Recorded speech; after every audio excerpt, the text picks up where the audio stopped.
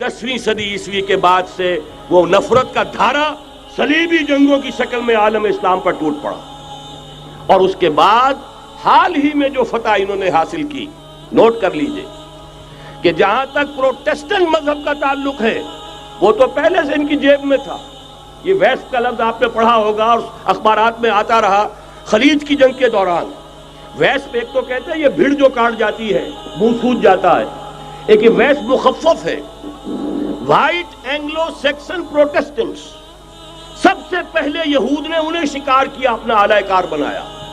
यही वजह है, आपको मालूम है 1917 में अंग्रेजों के जरिए से उन्हें यह इजाजत मिली कि फिलिस्तीन में जमीनें भी खरीद सकते हैं, जायदादें भी खरीद सकते हैं। बालफोर डिक्लेरेशन, इंग्लिस्तान का वजीर खारजा था जिसने कि ये इजाजत दिलवाई है।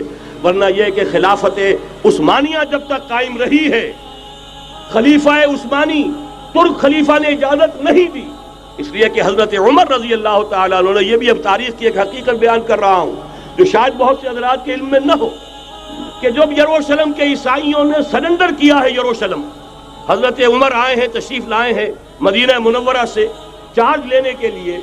उस वक्त जो ट्रीटी लिखी गई है, जो मुआहदा हुआ है, उसमें वहां के यहूदियों, यहाँ के ईसाइयों ने तय कराया था कि यहाँ आप यहूदियों को आबाद होने की इजाजत नहीं देंगे। यहूदी आ सकता है, ज़ियारत कर सकता है, अपने मकामात मुक़द्दसा को आकर देख सकता है, यहाँ आबाद नहीं हो सकता। और ये कौन शर्त रख रहा है? ईसाई।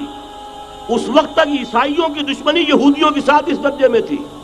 और यही हजरत उमर रजी अल्लाह तआला अन्हु की वो शर्त थी कि सलातीन उस्मानिया, खुलफाए उस्मानिया ने भी, हालांकि यहूदियों ने बड़ी से बड़ी रिश्वत देने की कोशिश की है, सुल्तान अब्दुल हमीद खान को यूं समझिए कि सीमो जर से खरीदने की कोशिश की है, लेकिन इसके बावजूद उनका कि जो फैसला हजरत उमर कर गए थे, जो कमिटमेंट रजी अल्लाह तआला अन्हु उनकी है, मैं उससे सरे मुंह इनहराफ नहीं कर सकता। असल में उसी की तो सदा है जो फ्री मेसनरी के जरिए से खिलाफत का खात्मा कराया गया, कि यही सबसे बड़ी रुकावट है।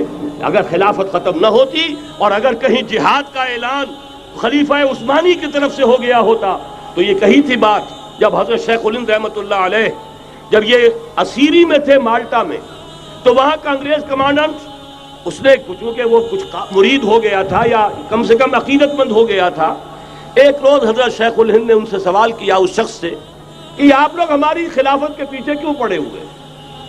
ये तो बीमार, तुम खुद कहते हो, यूरोप का मर्दे बीमार तुर्की, आपको क्या डर है इससे? आप क्यों इस बेचारी खिलाफत के दर पे हैं? उस शख्स ने जवाब दिया था, मौलाना इतने भोलपन के साथ बात ना कीजिए, हम भी जानते हैं, आप भी जानते हैं, अगर कहीं खिलाफत उस्मानिया की तरफ से जिहाद का ऐलान हो गया तो पूरे आलम इस्लाम से लाखों मुसलमान अपने सरों से कफन बांध कर निकल आएंगे। आज इस गए गुजरे दौर में भी इस कमजोर और यूं समझिए कि नाम नेहाद खिलाफत के अंदर इतनी जान है, इतनी ताकत, लिहाजा उसको खत्म किया गया। और खत्म कराया गया किन के जरिए से? वो जो मुसलमान कहलाते हैं थे फ्री मेसन, मुस्तफा कमाल पाशा फ्री मेसन, और उसके जरिए से इन्होंने सारे काम जो करवाए वो दर हकीकत अपनी साजिशों के जरिए से और मुसलमानों को इस्तेमाल करके करवाए। बहरहाल बात लंबी हो रही है। पहली बात तो यह है कि वही नक्शा उस वक्त का आज भी है जहां तक यहूदियों का ताल्लुक है, लेकिन फर्क ये वाक़ हो गया कि उस वक्त ईसाई यहूदियों के ताबे नहीं थे, बल्कि ईसाइयों और यहूदियों के माबैन दुश्मनी थी। आज यहूदी ईसाइयों पर मुसल्लत हो चुका है। फरंग की रगे जहां पंजे यहूद में है, और आज के फरंग का लीडर अमेरिका है। अमेरिका का सदर यूं समझिए कि वो इन यहूदियों का गुलाम है। मजाल नहीं कि उनकी मर्जी से इधर से उधर हो जाए, और अगर कोई गलती से इधर से उधर हो जाए तो उसका पत्ता चाक हो जाएगा। आप देखिए क्या हशर हुआ है बुश का, हालांकि बहुत बड़ा हीरो बनकर निकला था गल्फ वॉर से, लेकिन जरा सा एक बयान दे दिया था कि जो इसराइल को पसंद नहीं आया, तो जो इलेक्शन में चारों शाने चित हुआ है उसका जो हशर हुआ है वो देख लीजिए। तो पहली बात तो ये समझ लीजिए कि आज भी यहूदी, ये न्यू वर्ल्ड ऑर्डर है, न्यू वर्ल्ड ऑर्डर, और इसमें ईसाई दुनिया उसकी आलाकार है। अब सूरत हाल क्या है? ईसाई दुनिया, मैं एक बात बता रहा था बीच में रह गई, कि जहां तक प्रोटेस्टेंट ईसाई थे वो तो पहले इनके हाथ में थे। हाल ही में इन्होंने जो फतह हासिल की है وہ کیتھولک عیسائیت کو بھی اپنے ہاتھ میں لے لیا ہے۔ چنانچہ پوپ صاحب نے فرمان جاری کر دیا ہے کہ ہمارے خداوند یسوع مسیح کے قتل کی ذمہ داری ان یہودیوں پر نہیں ہے، بری کر دیے گئے۔ 1900 برس کے بعد، بلکہ 2000 برس کے قریب ہو گئے، انہیں ایگزونریٹ کر دیا گیا، ایبسالو کر دیا گیا، ان پر ذمہ داری نہیں۔ نتیجہ یہ نکلا ہے کہ ابھی چند مہینے پہلے جو مذاکرات صلح کے ہو رہے تھے، جن میں یاسر عرفات بھی تھے اور یہ اسحاق رابین گیا ہوا تھا واشنگٹن، وہاں سے واپس آیا ہے تو روم میں رک کر پاپائے روم سے ملاقات کر کے تشریف لائے ہیں، انہیں دعوت دی ہے کہ یروشلم آئیے، اور ویٹیکان نے تسلیم کر لیا ہے اسرائیل کو، اور ویٹیکان کا اب جو ہے ایک ایمبیسی، اس کا جو ہے سفارت خانہ وہ یروشلم میں بننے والا ہے، اور پوپ صاحب بھی وزٹ کرنے والے ہیں۔ گویا کہ یہ گٹھ جوڑ اب مکمل ہو چکا، اب کہیں اس میں کوئی کمی نہیں رہی۔ اس یونائٹڈ فورس کے ساتھ یہ نیو ورلڈ آرڈر اس وقت عالم اسلام پر حملہ آور ہے۔ اب اس میں نوٹ کیجئے کہ اس وقت کی فضا ہے کیا۔ عالم اسلام میں سے عالم عرب ان کے شکنجے میں جا چکا،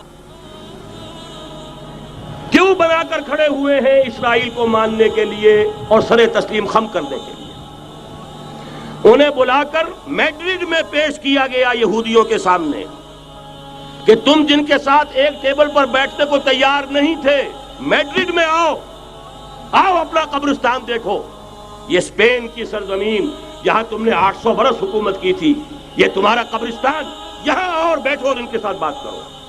گئے تھے کہ نہیں تمام فرنٹ لائن سٹیٹس میڈرڈ میں؟ حالانکہ کوئی بین الاقوامی کانفرنس کبھی میڈرڈ میں نہیں ہوئی، یا تو یہ واشنگٹن میں، بعد میں وہ سارے معاملات واشنگٹن میں چلے، شروع وہاں سے کیا۔ اس لیے کہ نیوز ویک کا کچھ عرصے پہلے کور سٹوری جو تھی 1992 is the year of Spain. Why? 1592 was the year of the fall of Granada. 1492 میں 1492 میں غرناطہ کا سقوط ہوا، اور پورے آئیبیرین پیننسولا سے ایک ایک مسلمان بچہ نکال کر ختم کر دیا گیا، یا زندہ جلا دیے گئے، یا تہہ تیگ کر دیے گئے، یا جہازوں میں بھر بھر کر۔ اور آپ کو معلوم ہے میڈیٹرینین کی حیثیت کیا ہے، خلیج ہے، ایک معمولی سی خلیج، ادھر سے اسپین کا ساحل قریب آ جاتا ہے، اسپین کے ساحل سے جہازوں میں بھرا اور نارتھ افریقہ کے ساحل کے اوپر پھینک کر آ گئے۔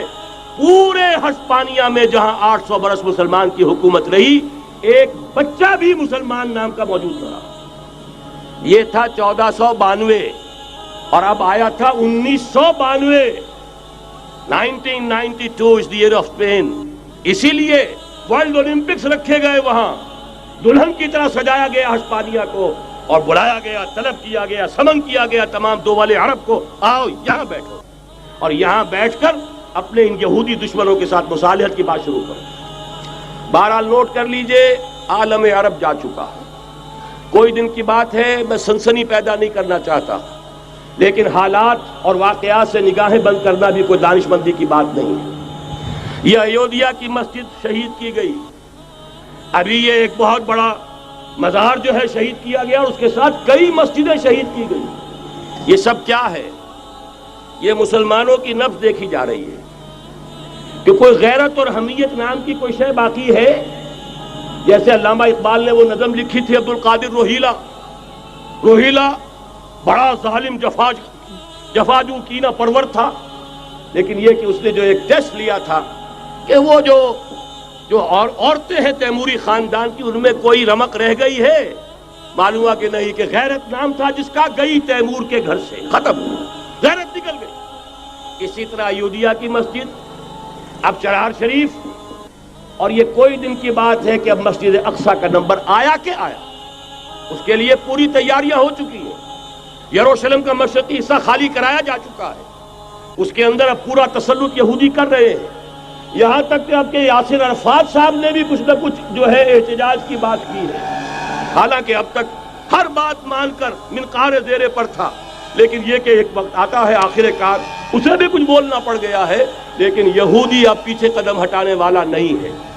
ان کا تھرڈ ٹیمپل، تیسری مرتبہ ہیکل سلیمانی تعمیر ہونا ہے، نوٹ کر لیجئے، ان کے لیے وہ وہی کچھ ہے جو ہمارے لیے کعبہ ہے.